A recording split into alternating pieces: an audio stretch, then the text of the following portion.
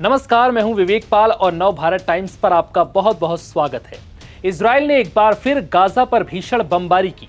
ये बमबारी कुछ ऐसी थी कि गाजा में हाहाकार मच गया। इजरायली सेना के हवाई हमलों में दक्षिण गाजा के एक अस्पताल को नुकसान पहुंचा, जिसमें प्रतिष्ठित संस्थानों के 4 पत्रकारों समेत 15 से ज्यादा लोगों की दर्दनाक मौत हो गई। स्थानीय स्वास्थ्य अधिकारियों ने इजरायली हमलों के बारे में ये जानकारी साझा की। गाजा में ये हमले ऐसे वक्त पर किए जा रहे हैं जब हाल ही में इजराइल की सुरक्षा कैबिनेट ने गाजा शहर पर कब्जा करने की योजना को मंजूरी दी थी।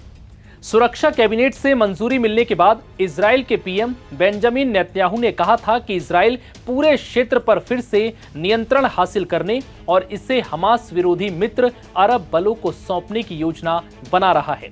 बता दें कि 7 अक्टूबर 2023 को हमास के आतंकियों ने इजराइल में घुसकर हमला किया था। इस दौरान हमास के आतंकियों ने इजराइल में आम लोगों को निशाना बनाया।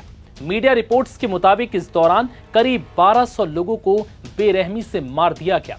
महिलाओं के साथ हैवानियत की गई, यहां तक कि बच्चों को भी नहीं बख्शा। हमास के आतंकियों ने 250 से ज्यादा लोगों को बंधक भी बना लिया। हमास की ओर से किए गए इस हमले के बाद इजराइल ने पूरी ताकत के साथ जवाब देना शुरू किया और अब तक दे रहा है।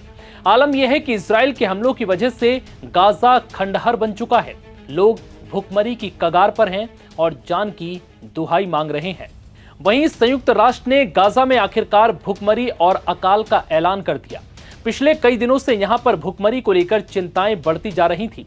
संयुक्त राष्ट्र के पैनल ने यहां पर अकाल का ऐलान करने के साथ ही चेतावनी भी दी कि घनी आबादी वाले फिलिस्तीनी क्षेत्र में 5 लाख से ज्यादा लोग भुखमरी की कगार पर हैं। इसके साथ ही रेड क्रॉस ने इजराइल से गाजा में नागरिकों को मूलभूत जरूरतें सुनिश्चित करने के लिए कहा है। Integrated food security phase classification ने शुक्रवार को पुष्टि की कि गाजा में अकाल ने अपनी पकड़ बना ली है।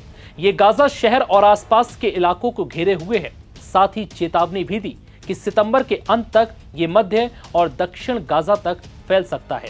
ये घोषणा इजराइल के साथ करीब 2 साल पहले हुए सशस्त्र संघर्ष के बाद हुई, जो 7 अक्टूबर को हमास के हमले से शुरू हुआ था। इजरायली प्रतिबंधों ने गाजा में भोजन और मदद को सीमित कर दिया। हालांकि इजराइल लंबे समय से गाजा में फूड सिक्योरिटी के दावों से इनकार करता आ रहा है। गाजा से पहले इजराइल ने यमन की राजधानी सना में हवाई हमले किए थे।